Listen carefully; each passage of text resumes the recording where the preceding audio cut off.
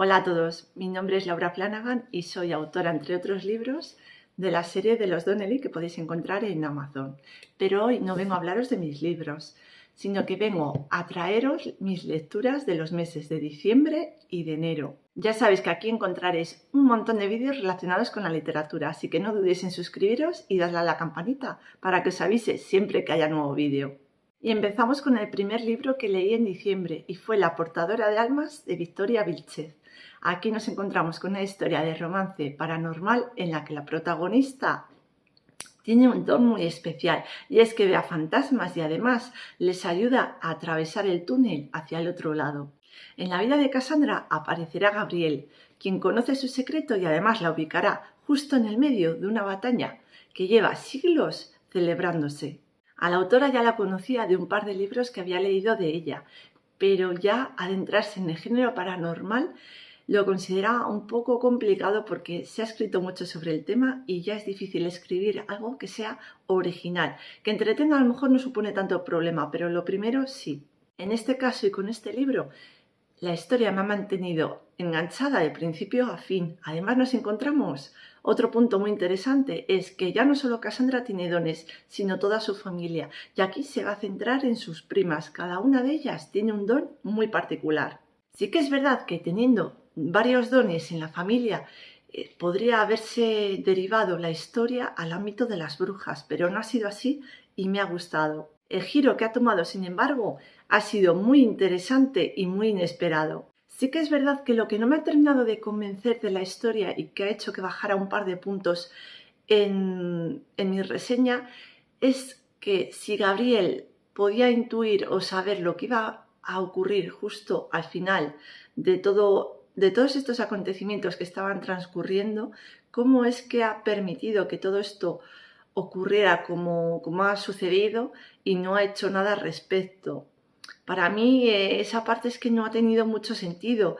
No sé si es que a lo mejor en la lectura me he perdido algún punto importante que era clave, pero para mí la historia cae como un castillo de naipes por ese pequeño detalle que os digo. A partir de aquí os voy a comentar novelas de género romance navideño. La primera es Amor en el apagón, de Eva Alton. Es una historia cortita que se lee muy rápido y que está ubicada en un mismo sitio, algo que a mí me gusta mucho.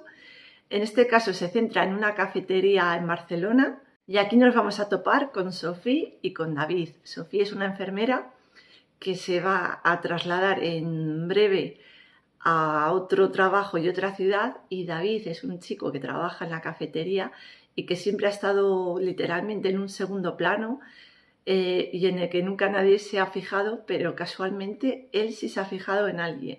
Por lo que aquí nos vamos a encontrar el tópico o el tropo, perdón, de él se enamora primero. Me ha gustado cómo un simple encuentro hace o provoca que una persona se replantee todo lo que tenía pensado hasta ese momento y cambie y dé un giro tremendo a su vida. Y el tema del apagón y de quedarse encerrados en un mismo sitio, que es muy rollo manga, también me ha gustado bastante y además ha permitido que dos personas que, aunque siempre se veían todos los días, pero no se hablaban ni se conocían, tuvieran esa oportunidad. Por cierto, merece la pena destacar la historia de la cuchara. No os diré más para dejaros con la intriga y que os animéis a descubrirlo por vosotros mismos. Estas dos primeras novelas que os he mencionado, porque no lo he comentado, las di una puntuación de 4 sobre 5. Me gustaron bastante, pero como digo, pues comparándolas o con otras novelas que leí en su momento o porque tengan algún tema que veo que me falla o no me cuadra del todo, como es en el caso de La portadora de almas, pues de ahí que le haya bajado la puntuación, si no seguramente que hubieran tenido un 5 sobre 5. La siguiente historia me ha permitido descubrir la pluma de otra autora.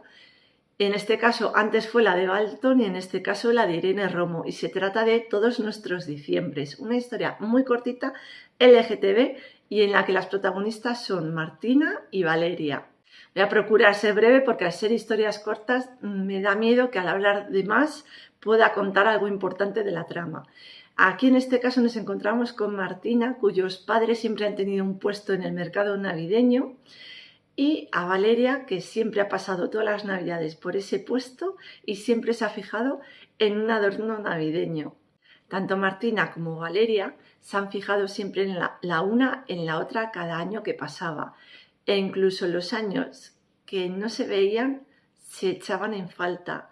Y bueno, a partir de aquí no os puedo contar mucho más, pero sí que me ha parecido una historia que con tan pocas páginas ha logrado que conociéramos a las dos protagonistas y las situaciones que viven a lo largo de ese tiempo. También es verdad que aquí también se centra en un único lugar y es el mercado navideño. Eso sí, a lo largo de varios años, como ya os he comentado, y dejando detallitos que desprenden mucha magia y amor a fuego lento. Esta historia me gustó tanto que le di un 4,5 sobre 5. La siguiente es Nuestro deseo navideño, de María Beatove. Y os prometo que no lo hice aposta, pero es una casualidad que en los 3 libros la historia transcurriera en un único lugar, en este caso en una tienda de discos.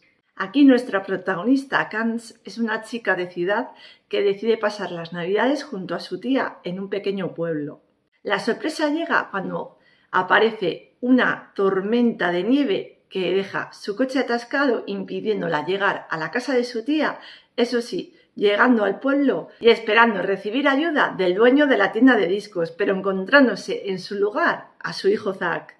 Tengo que reconocer que las primeras páginas de esta historia me costaron un poco porque están llenas de muchas descripciones, pero una vez pasadas estas primeras páginas la historia es muy bonita y engancha. Esta historia es muy bonita porque aquí conocemos a los dos personajes de cerca y vemos cuáles son sus sueños y cómo se han dejado llevar por lo que sus padres querían para ellos. Será poniéndose en los zapatos del otro cuando se den cuenta que merece la pena luchar por sus sueños, aunque aparentemente estos no den para comer. Moraleja de la historia, pasito a pasito se hace el camino. La siguiente novela que comencé en diciembre pero que ya terminé casi en enero y que cuenta un poco para ambos años, sería Una vampiresa en Navidad, de Arabella Nightingale, a la que tal vez conozcáis como Anna Hills. Esta es una historia de romance cozy con una protagonista muy particular, y es que Lilith es vampiresa. Ella tiene más de 1000 años de antigüedad y despierta en un antiguo castillo ya en el mundo actual. Confundida y desorientada de cómo ha cambiado tanto el mundo desde lo que ella conocía, sí que encuentra una sed muy curiosa y no es de sangre precisamente, sino de chocolate. Por otro lado tenemos a Thomas, un leñador que corta y vende abetos en la feria de Navidad. Lleva una vida apacible y tranquila y no quiere problemas con nadie. Sin embargo, el destino entrelazará las vidas de estos dos, haciendo que Lilith luche por recuperar su memoria y adaptarse a un mundo moderno, mientras que Thomas se ve inesperadamente atrapado por el encanto de Lilith. Los 3 puntos principales que me encantaron de esta historia es que la protagonista fuera una vampiresa, que fuera adicta al chocolate y, sobre todo, la ambientación navideña con el castillo de fondo. Se trata de una historia que sabe mezclar a la perfección misterio y romance, con personajes que aparentan lo que no son y con leyendas que ocultan secretos. A esta historia le di un 3 sobre 5, tal vez porque se me hizo muy corta y me esperaba más de los personajes. Y ya entrados en enero, el primer libro que pude disfrutar de principio a fin fue Icebreaker, Romper el hielo, de Hannah Grace, el primero de la trilogía Maple Hills, y en el que nos encontramos con un romance deportivo. Aquí la historia se va a centrar tanto en Anastasia, patinadora de hielo, como en Nathan, jugador de hockey. Anastasia Allen está decidida a formar parte del equipo olímpico de patinaje artístico de Estados Unidos, mientras que Nathan está dispuesto a hacer lo que sea para mantener a sus compañeros de equipo sobre el hielo. Sin embargo, todo se complica cuando una de las pistas de hielo se estropea y tanto el equipo de patinaje sobre hielo como el de hockey tienen que compartir la misma pista. Me ha gustado que hubiera tantos personajes, todos tan bien definidos, y que al final terminaran formando una gran familia. Al ser un romance deportivo nos enseñan tanto la parte buena y bonita tanto del patinaje sobre hielo como del hockey, pero no solo eso, sino también la parte un poquito más fea que muchas veces no se nos enseña en este tipo de historias. Y me ha gustado porque así no es un poco rollo Mr. Wonderful, sino que es más realista. Por supuesto, disfruté muchísimo del tropo enemigos amantes, que es de mis favoritos, pero aquí se nos muestra mucho más la camaradería entre compañeros y sin la cual el resto de la historia no habría funcionado. Dos temas importantes que se tratan en esta historia son la salud mental y la alimentación. Pero no os equivoquéis porque sí hay muchos libros en los que hablan de bulimia o de anorexia y no es ninguno de esos dos temas el que se trata aquí, por lo que me ha parecido muy original y poco corriente. La moraleja que saqué de este libro es que siempre tenemos elección aunque no lo creamos. Puede que al principio pensemos que no es lo mejor para nosotros, pero eso es porque estamos pensando desde la zona de confort. A este libro le di un 3,5 sobre 5. El siguiente es la segunda parte de la trilogía y se llama Wildfire o Saltan Chispas. Aquí nos encontramos con uno de los personajes secundarios del equipo de hockey, Ras Callahan y Aurora Roberts. Y la ubicación ya no es Maple Hills, sino un campamento en el que pasan el verano ambos sin saberlo y en el que ambos serán profesores o monitores para los niños. Lo curioso de esta historia es que nos encontramos con un tropo de reencuentro, porque ambos se lían la última noche de la despedida de la universidad para luego volver a reencontrarse, como os digo, sin saberlo, en este campamento. El motivo de Ras para ir al campamento es poner la suficiente distancia entre él y su padre, mientras que el motivo de Aurora es volver al único lugar donde se sintió a salvo y segura. Ras sabe que no debe confraternizar con ella, puesto que rompería las normas. Pero desgraciadamente para él, a ella nunca le han importado mucho. Sí que es verdad que aquí vamos a dejar un poco de lado a los personajes que conocimos en el primer libro de Icebreaker y vamos a conocer a personajes nuevos que son los compañeros y monitores del campamento. Emilia y Xander son un amor por cómo acogen la relación entre Ras y Aurora, además de ser un tanto divertidos y cínicos. Sí que es verdad que me hubiera gustado saber más sobre la relación de Emilia y Poppy, aunque también puede que la autora se anime en un próximo libro a hablar sobre ellas, pero eso todavía pues no está muy claro. Este libro es el menos romance deportivo de los tres, puesto que al ubicarse en un campamento no vamos a ver nada de hockey, aunque sí de actividades deportivas que suelen transcurrir en un campamento como tal. Me gustó que ambos personajes, tanto Ras como Aurora, se complementen a la perfección y lo que a uno le falte lo complemente el otro. Además vemos que es un amor sano, muy apasionado y sin reproches. Es verdad que a lo largo de estos 3 libros vamos a ver que son historias muy cozy, muy confortables y aunque no dejan de lado ciertas relaciones tóxicas, sí que no las idealizan y se nos muestran tal y como son, tóxicas. Como ves, aquí va a ser un tropo de amor de verano, pero además también nos vamos a encontrar con otros temas como son la familia, la amistad, las cicatrices emocionales o las adicciones en general. Esta historia fue un poquito menos cliché que la anterior, por eso le di un 4 sobre 5. Y la siguiente es Daydream o En las nubes. Y aquí volvemos de nuevo al campus de Maple Hills y nos vamos a topar tanto con Henry como con Hallie, dos personajes que a mí me conquistaron el corazón y debería de decir que esta es mi historia favorita de las 3. Ella es una mujer complaciente que no sabe decir que no y que le cuesta luchar por sus propios sueños porque todo su tiempo siempre está ocupado para los demás. Y Henry es una persona neurodivergente que no tiene la misma forma de pensar y de actuar que el resto de la gente, entonces él necesita sus propios tiempos y procesos para poder seguir adelante y sobre todo para no agobiarse. Aquí vamos a ver cómo ambos se complementan a la perfección, vamos a ver que tienen una relación muy sana, pero también es verdad que a veces actúan como si estuvieran en terapia o fueran una pareja un poco más mayor de lo habitual. Puede que esto me haya chocado bastante porque no estoy habituada a este tipo de relación tan sana y en la que en otros tipos de libros nos encontramos siempre con que los personajes protagonistas chocan un montón entre sí. Tengo que reconocer que este es el único detalle negativo que encontré en toda la historia, porque por todo lo demás me enamoró.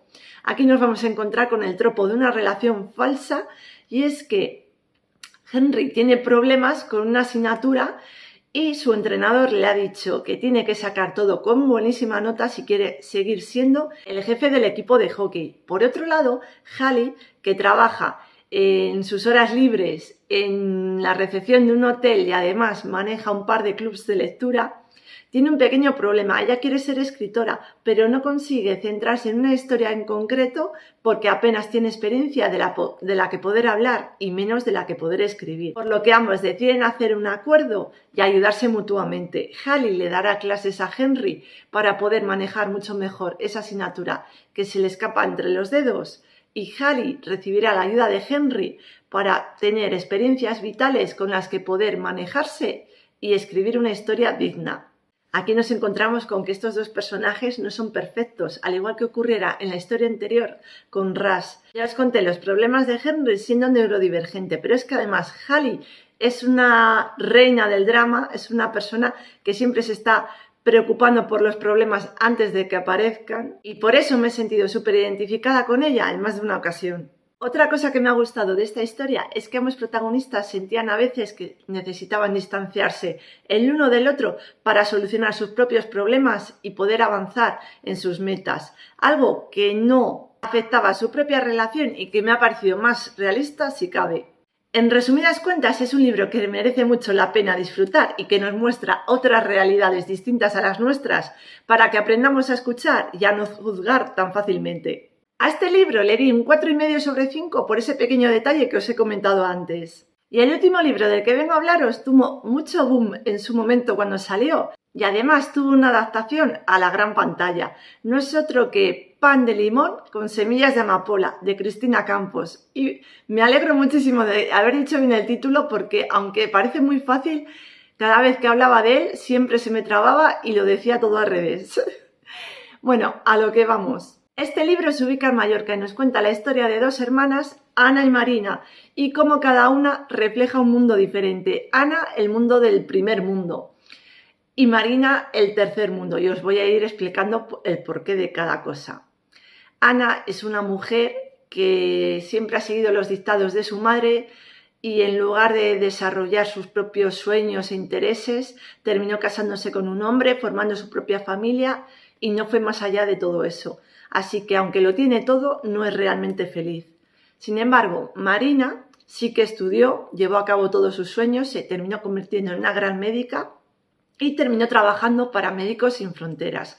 Por lo que aquí nos encontramos con el tercer mundo de su mano, viendo toda la problemática que hay, las penalidades, penurias que pasa a la gente que vive allí. Sin embargo, todo esto solo es un pequeño grano de arena de todos los temas que van tocando la historia. Las dos hermanas se juntan tras cerca de una década sin verse, gracias a que ambas han resultado ser las herederas de una mujer a la que no conocen. Lola Molí les deja tanto una casa como la panadería que hay al lado y lo único que tienen que hacer es firmar para poder venderlo todo y coger el dinero. Sin embargo, Marina no lo tiene tan claro. Quiere investigar quién es esa mujer y por qué les ha dejado todo su legado. Como ya os he comentado antes, Ana y Marina son como la cara y la cruz de una misma moneda. No tienen nada en común ni se parecen físicamente, pero ambas se quieren mucho y el amor que sienten una por la otra ha permanecido latente todos estos años que han estado sin verse,